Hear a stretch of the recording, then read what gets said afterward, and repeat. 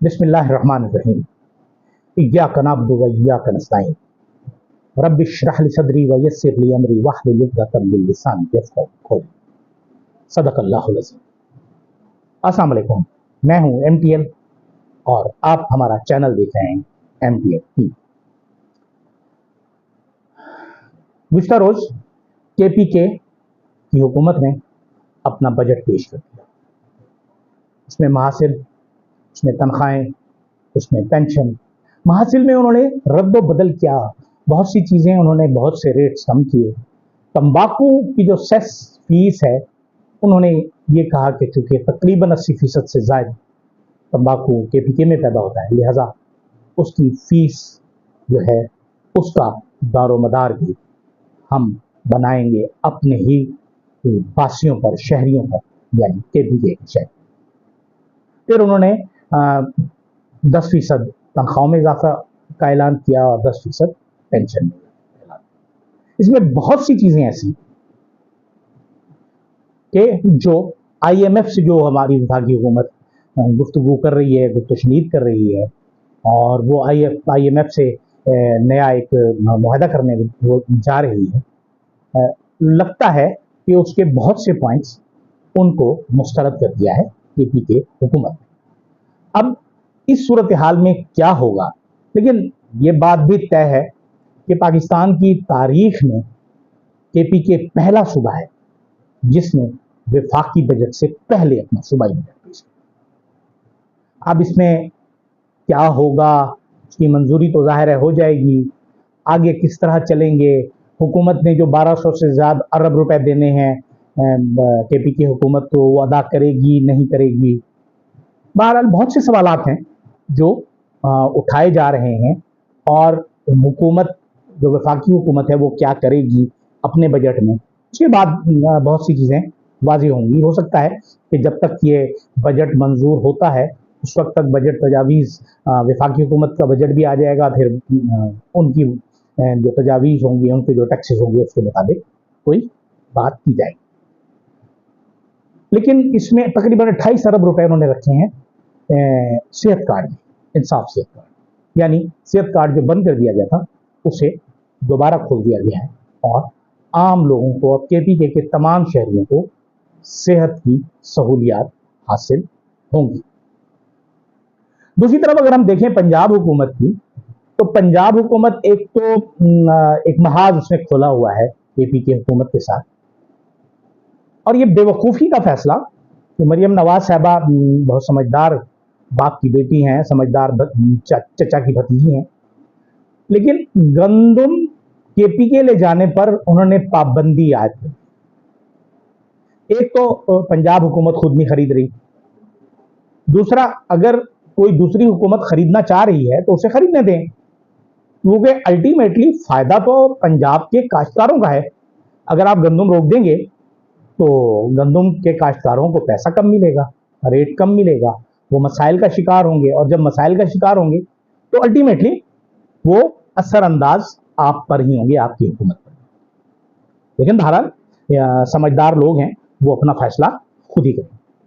दूसरी तरफ अगर हम ये देखें कि हमारे यहाँ जो अदलिया है और इंतज़ामिया है, एग्जेक्टिव्स हैं और हमारे इंटेलिजेंस इदारे हैं, इनके दरमियान एक तनाव की सी कैफियत है, जो तनाव बढ़ता चला जा रहा है।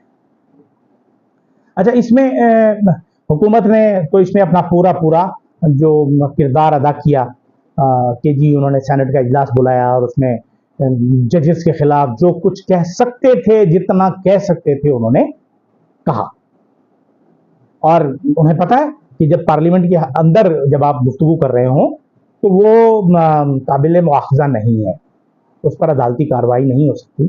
लिहाजा जो उनका गालम गलोच ब्रिगेड है उसने अपना पूरा हक अदा किया अदलिया को मलाइन करने में।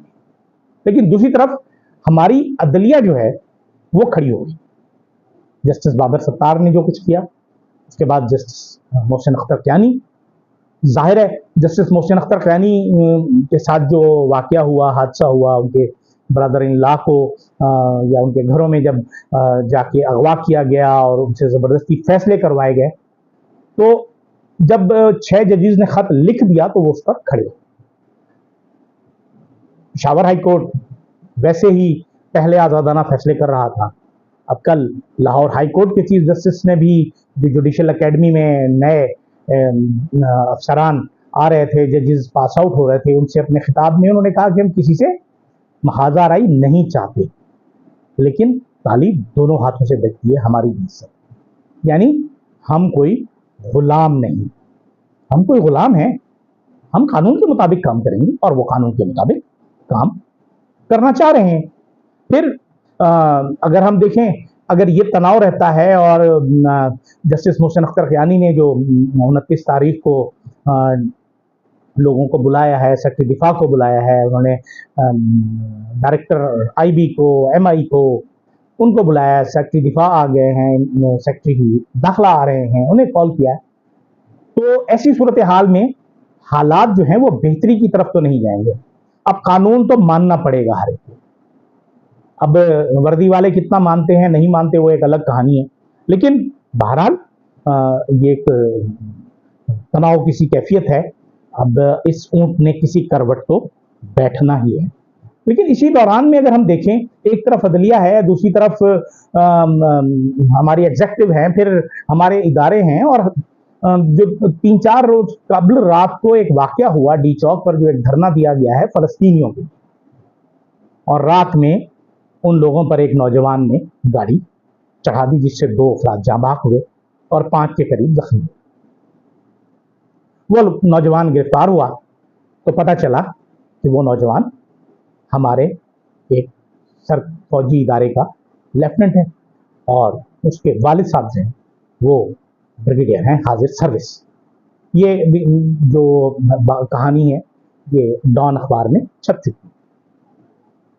अब ऐसी सूरत हाल में एक फौजी अफसर और फौजी अफसर का बेटा एक ऐसी जगह पर जहां कोई झगड़ा नहीं हो रहा, एक पुरअमन एहतजाज हो रहा है, और वो मुसलमानों के लिए हो रहा है, उन लोगों के लिए हो रहा है कि जो मजलूम है दुनिया भर में, यहूदियों के मजालिम का शिकार हैं, नेतन्याहू के मजालिम का शिकार हैं, उनके हक में एक मुजाहरा हो रहा है, और हुकूमत वक्त से कोशिश की जा रही है कि वो उनकी मदद करे, ऑफिशियली मदद करे। वहां एक फौजी अफसर, बहरहाल वो गिरफ्तार कर लिया जाता है, फिर वालिद साहब आ जाते हैं, फिर मिलिट्री पुलिस आ जाती है, उस नौजवान को एफआईआर के बाद मिलिट्री पुलिस के हवाले कर दिया जाता है। अब वल्लाह आलम कि इस नौजवान पर मुकदमा चलेगा कि नहीं चलेगा, क्योंकि एक केस हम देख चुके हैं जनरल परवेज मुशर्रफ के दौर में, जो सुई में हुआ था डेरा बुक्टी में, और उस आर्मी के कैप्टन को उन लोगों ने, आर्मी ने बुक्टी साहब के हवाले नहीं किया था, बुक्टी ट्राइब के हवाले नहीं किया था। उसके बाद वो इतना बड़ा इशू बना कि बुक्टी साहब उसमें मारे गए, और बलूचिस्तान पाकिस्तान से मुतनफ़िर हो गया, और अब हमने बलूचिस्तान को ये कहा जा सकता है कि बहुत ताकत से संभाला हुआ है, मोहब्बत करने से हमने उसे नहीं संभाला। इस तरह का अगर कोई वाकया हुआ तो यकीनन ये पाकिस्तान के लिए बहुत नुकसानदेह होगा।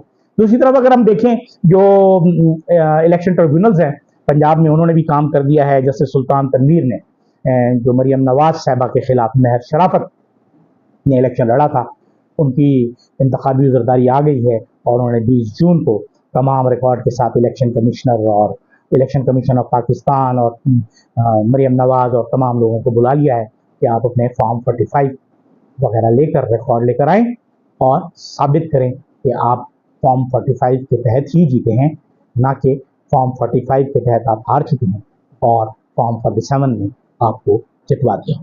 ये एक ऐसी कहानी है जिससे हम हालात को मुश्किल तरीन बनाने में अपना किरदार अदा कर रहे हैं। लेकिन इसी दौरान में जो हमारी पंजाब हुकूमत है, उसकी कैबिनेट ने एक बहुत बड़ा अजीब फैसला किया है। ये सियासी लोग हैं, लेकिन सियासत में इतना गंद और इतनी मुनाफकत और इतनी बेवकूफ़ी नहीं की जाती जो उन्होंने किया कि जी इमरान खान और पीटीआई के खिलाफ जो है वो बगावत और मुल्क तोड़ने और मुल्क फलां मुकदमात, उसके तहत इन्होंने इजाज़त ले ली है, कार्रवाई करने की मंजूरी ले ली। अब लगता तो यही है कि इमरान खान को अगर वो किसी केस से बाहर आ जाते हैं तो उन्हें इस केस में ये FIR काट कर उन्हें अंदर रखा जाए और फिर उसमें मैं जो मेजर पेनल्टी है उम्र कैद हो या सजाए मौत हो वो देना चाहते हैं। लेकिन शायद हालात अब वो नहीं हैं। हम बार बार अपने प्रोग्राम में कहते हैं खुदा के लिए, इस मुल्क के लिए, इस मुल्क की आवाम की खातिर सोचें, अपनी अनाओं को एक तरफ रखें, क्योंकि पाकिस्तान है तो हम सब हैं, पाकिस्तान नहीं तो हम भी नहीं, पाकिस्तान नहीं तो पाकिस्तान आर्मी भी नहीं, पाकिस्तान एयरफोर्स भी नहीं, पाकिस्तान इंटरनेशनल एयरलाइन भी नहीं, कोई भी नहीं। फिर हम ये बगले बजाते रह जाएंगे कि काश हमने वो काम ना किया होता जिससे हमारे मुल्क को नुकसान पहुंचा। इजाज़त दीजिए, अल्लाह हाफ़िज़।